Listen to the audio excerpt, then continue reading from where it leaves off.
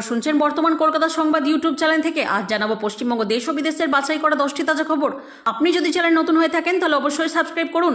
প্রতিদিনের সেরা খবর আপনার হাতের মধ্যে পৌঁছে দিতে আমরা আছি সদা প্রস্তুত। খবরের শুরুতে জানাবো সংবাদ শিরোনাম। ভোটার তালিকা থেকে আপনার নাম কি কাটা যাবে? সুপ্রিম কোর্টের এই নির্দেশে আমজনতা স্বস্তি কোথায়? ঘাটালে বিজেপি বিধায়কের নামে দুর্নীতির অভিযোগ তুলে এলাকার পোস্টার, ব্যাপক চাঞ্চল্য। ভোটের ঠিক আগে ক্ষমতা হস্তান্তর নিয়ে বিস্ফোরক ইউনূস কি বিকৃতি অন্তর্বর্তী সরকারের প্রধানের? 12 ফেব্রুয়ারি ভারত বন্ধ, অফিস কামাই করলেই বেতন কাটা যাবে সরকারি কর্মীদের, প্রয়োজনে শোকজ জানালো রাজ্য। 15 ফেব্রুয়ারির মধ্যে পৌঁছে দিতে হবে কৃষক বন্ধুর টাকা, বৈঠকে আর কি নির্দেশ মন্ত্রীর? অবসরপ্রাপ্তদের নাম ঢুকিয়ে দিয়েছে গ্রুপ বি অফিসারের তালিকা নিয়ে শুভেন্দু। বাংলায় হারছে বিজেপি, 26-এ কি হবে সাধারণ মানুষের ভাগ্য? বেলডাঙ্গায় এনআইএ তদন্তের বিরোধিতায় রাজ্যের মামলা হাইকোর্টের ফেরালো সুপ্রিম কোর্ট। মুর্শিদাবাদে ফের অশান্তির মেঘ, বাবরি মসজিদের আদলে নির্মাণ ঘিরে উত্তপ্ত বেলডাঙ্গা, বিতর্কে বিধায়ক হুমায়ুন কবির। সাইবার হামলার ছায়ায় দেশ, তথ্য চুরির চেষ্টা বাড়ছে, সতর্ক করলেন অমিত শাহ। আসছি বিস্তারিত খবরে। সাধারণ মানুষের ভোটার তালিকা নিয়ে ভিন রাজ্যে মাইক্রো অবজারভারদের স্বেচ্ছাচারিতা কি এবার থামবে? মমতা বন্দ্যোপাধ্যায় আপত্তির পর সুপ্রিম কোর্ট সাফ জানিয়েছে, ভোটারদের নাম বাদ দেওয়ার চূড়ান্ত ক্ষমতা মাইক্রো অবজারভারদের নেই। এখন থেকে রাজ্য সরকারি অফিসাররা এই প্রক্রিয়ায় যুক্ত হবেন। এতে ভাষাগত সমস্যা মিটবে এবং আপনার নথিপত্র সঠিকভাবে যাচাই করার সুযোগ পাবে। এই নির্দেশের ফলে খামখেয়ালিভাবে নাম বাদ পড়ার আতঙ্ক কমবে বলে মনে করা হচ্ছে। স্থানীয় ভাষা জানা 8505 জন গ্রুপ বি অফিসারকে দ্রুত নিয়োগের নির্দেশ দিয়েছে আদালত। এখন থেকে মাইক্রো অবজারভাররা শুধু সহায়তা করবেন, কিন্তু নাম রাখা বা কাটার চূড়ান্ত সিদ্ধান্ত নেবেন অভিজ্ঞ এআরওরা। ফলে সাধারণ ভোটারের অধিকার রক্ষা ও সুনিশ্চিত করা হলো। বিজেপি কার্যকলাপের সামনে বিধায়কের নামে দুর্নীতি অভিযোগ তুলে পোস্টারের নিচে লেখা, আদি লড়াকু বিজেপি কর্মী সমর্থক। পশ্চিম মেদিনীপুর জেলার ঘাটালের বিজেপি বিধায়ক শীতল কপটের নামে মদ দোকানের লাইসেন্স পাইয়ে দেওয়া, চাকরি দেওয়ার নাম করে টাকা তোলার অভিযোগ তুলে পোস্টার দেখা গেল। সকাল থেকে এই পোস্টার ঘিরে ইতিমধ্যে ঘাটালে শুরু হয়েছে জোর গুঞ্জন। ঘটনায় বিজেপি বিধায়ককে তীব্রভাবে কটাক্ষ করেছেন ঘাটাল ব্লক তৃণমূলের সভাপতি দিলীপ মাঝি। তবে পুরোটাই তৃণমূলে চক্রান্ত বলে দাবি ঘাটালের বিজেপি বিধায়ক শীতল কপাটের। তিনি চ্যালেঞ্জ ছুড়ে জানিয়েছেন, যারা পোস্টার দিয়েছেন দুর্নীতির কোনো প্রমাণ সংবাদ মাধ্যমে ক্যামেরার সামনে নিয়ে এসে দেখাক তারা। তবে পোস্টার ঘিরে শাসক বিরোধী জোর শোরগোল পড়েছে ঘাটালে। সামনে বিধানসভা নির্বাচন, তার আগে গেরুয়া শিবিরের বিধায়কের বিরুদ্ধে এই পোস্টার ঘিরে জোরদার রাজনৈতিক নিশানা করতে শুরু করেছে রাজ্য শাসক দল। যদিও গেরুয়া শিবির দাবি করেছে সবটাই অপপ্রচার এবং ষড়যন্ত্র। বিজেপির বিধায়ক শীতল কপাট দাবি করেন তিনি 5 বছর এলাকার মানুষের সঙ্গে প্রতি মুহূর্তে যোগাযোগ স্থাপন করেছেন, এলাকার উন্নয়ন করেছেন। তৃণমূল বুঝতে পেরেছে আসন্ন নির্বাচনে ঘাটালে তারা জিততে পারবে না, তাই রাতের অন্ধকারে পোস্টার দিয়ে বদনাম করার চেষ্টা করেছে। তৃণমূল দলে আদি নব্য ব্যাপার রয়েছে, বিজেপি দলে আদি ও নব্য এরকম কোনো ব্যাপার নেই। বিজেপি দল নরেন্দ্র মোদীর নেতৃত্বে কাজ করে মমতা বন্দ্যোপাধ্যায় এবং ভাইপো অভিষেক বন্দ্যোপাধ্যায়ের নেতারা চক্রান্ত করে এসব কাণ্ড ঘটাচ্ছে।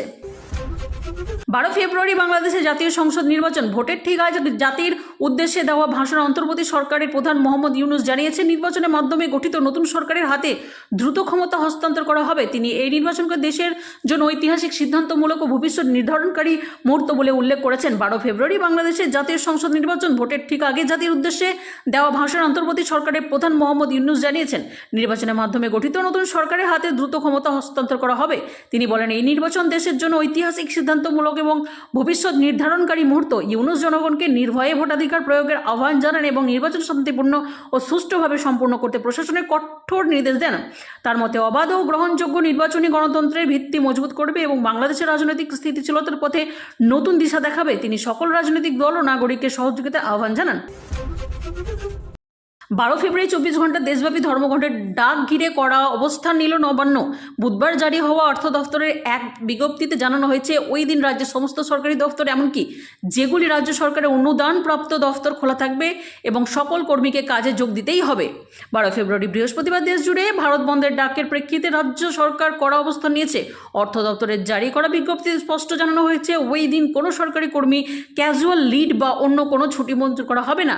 অর্ধ দিবস ও পুনর্দিবসের ক্ষেত্রে ক্ষেত্রেও নয়, অনুমোদিত কারণ ছাড়া অনুপস্থিত থাকলে ডাইজ নন হিসেবে গণ্য হবে এবং বেতন কাটা যাবে। হাসপাতাল ভর্তি পরিবারের শোক আগে থেকে অনুমোদিত মাতৃকালীন ও মেডিকেল বা শিশু পরিচর্যা ছুটির মধ্যে বিশেষ ক্ষেত্রে ছাড় মিলতে পারে, তবে প্রমাণপত্র জমা নিতে হবে। অনুমোদিত অনুপস্থিতিতে শো কজ নোটিশ ও শাস্তিমূলক ব্যবস্থার কথা বলা হয়েছে। নির্দেশ কার্যকর করার রিপোর্ট 28 ফেব্রুয়ারির মধ্যে অর্থ দফতরে পাঠাতে হবে। কেন্দ্রের নতুন 4টি শ্রম আইনের প্রতিবাদে ট্রেড ইউনিয়নগুলির ডাকে এই বন্ধ, যেখানে 30 কোটির বেশি শ্রমিক অংশ নিতে পারেন বলে দাবি। ফলে ব্যাংক, পরিবহন ও সরকারি পরিষেবা প্রভাবিত হওয়ার আশঙ্কা। সামনে বঙ্গ বিধানসভা নির্বাচন, তার আগে কৃষক বন্ধু প্রকল্পে বরাদ্দ অর্থ পৌঁছে দিতে হবে কৃষকদের হাতে।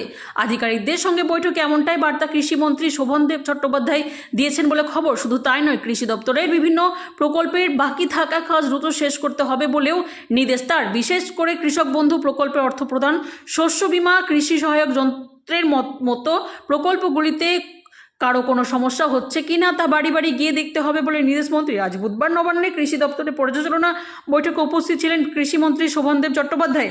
বৈঠকে ছিলেন কৃষি ও কৃষি বিপণন দপ্তরের প্রধান সচিব অঙ্কার সিং মিনা। ভার্চুয়ালি অংশ নেন জেলার কৃষি আধিকারিকরা।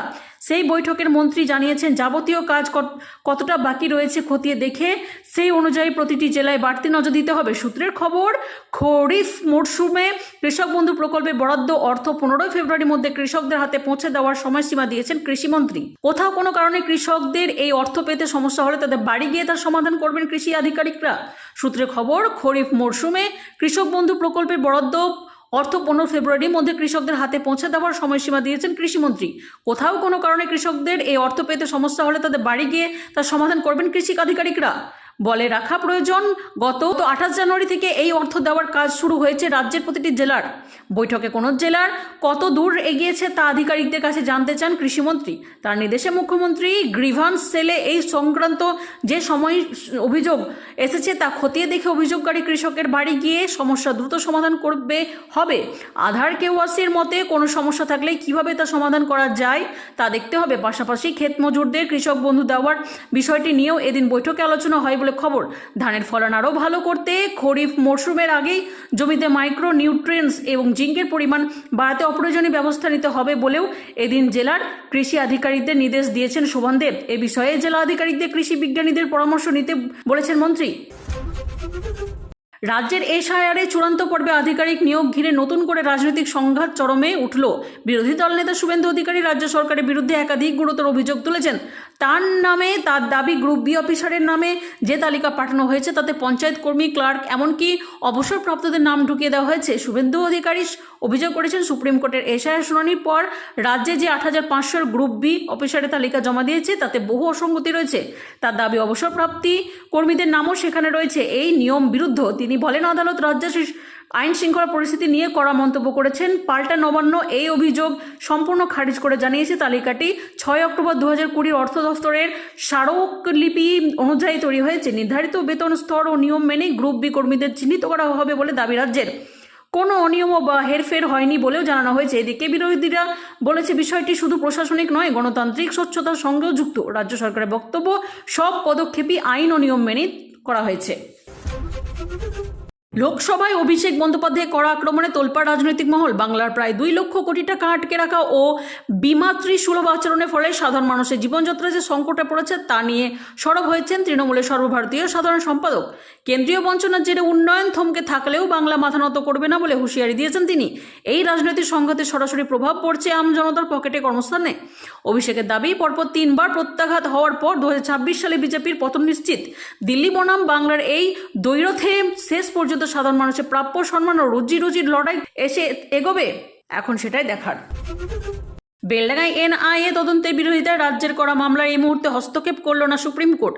মামলা কলকাতা হাইকোর্টে ফেরালো দেশের দীর্ঘ আদালত। বেলডাঙ্গা কাণ্ড গত 28 জানুয়ারি এনআইএ তদন্তের সিদ্ধান্ত নিয়েছিল কেন্দ্র। এদিন সুপ্রিম কোর্ট নির্দেশ দেয়, এনআইএ তদন্তের বিরোধিতায় রাজ্যের করা মামলা নিয়ে সিদ্ধান্ত নেবে Kolkata high court. Kolkata high court report দেবে এনআইএ। মামলা ইউপিএ আইন যুক্ত করার সপক্ষে কি তথ্য করেছে তা হাইকোর্টে জানাতে নির্দেশ দিয়েছে আদালত। সেই রিপোর্ট খতিয়ে দেখে পরবর্তী নির্দেশ দেবে আদালত। বিচারপতি প্রজাপতি জয় মাল্য বাগচি মন্তব্য করেন, সব আবেগের বহিঃপ্রকাশ দেশের অর্থনীতিকে ভাঙার জন্য হয় না। 2025 এপ্রিল মুর্শিদাবাদের ঘটনায় কেন্দ্র সিদ্ধান্তে চুপ ছিল। এখানে সব নথি না দেখে এনআইএ তদন্তের সিদ্ধান্ত নেওয়া হয়েছে। প্রসঙ্গত, মুর্শিদাবাদের বেলডাঙ্গায় পরিযায়ী শ্রমিকের রহস্য মৃত্যুর প্রতিবাদে দুদিন ধরে অশান্তি ছড়ায়। গাড়ি ভাঙচুর, লাঠিসোঁটা নিয়ে তাণ্ডব, সাংবাদিকদের ওপর হামলার অভিযোগ ওঠে। সেই ঘটনা তদন্তে এনআইএর সঙ্গে রাজ্য পুলিশের অসহযোগিতার অভিযোগ সামনে আসে।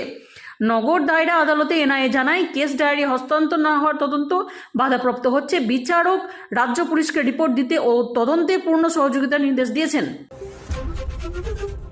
মুর্শিদাবাদের বেলডাঙ্গায় বাবরি মসজিদের আদলে নির্মাণ কাজ শুরু হওয়াকে কেন্দ্র করে বর্তমানে ওই এলাকার এক জটিল পরিস্থিতির সৃষ্টি হয়েছে। ভরতপুরে বিধায়ক হুমায়ুন কবিরের এই উদ্যোগ স্থানীয় স্তরে মিশ্র প্রতীকের প্রজন্ম নেয়। গত নভেম্বর মাসে সাম্প্রদায়িক উত্তেজনার রেস এখনও জনমানসে টাটকা। তার উপর নতুন করে নির্মাণ কাজ ও রাজনৈতিক তৎপরতা এলাকার শান্তি ও সম্প্রীতির পরিবেশকে বিঘ্নিত করতে পারে বলে অনেকে আশঙ্কা প্রকাশ করেছেন। বর্তমান কলকাতা সংবাদ এখানেই শেষ হলো। দেখার জন্য অসংখ্য ধন্যবাদ। লাইক, শেয়ার ও সাবস্ক্রাইব করে পাশে থাকুন। দেখা হবে পরের ভিডিওতে বর্তমান কলকাতা সংবাদের সঙ্গে।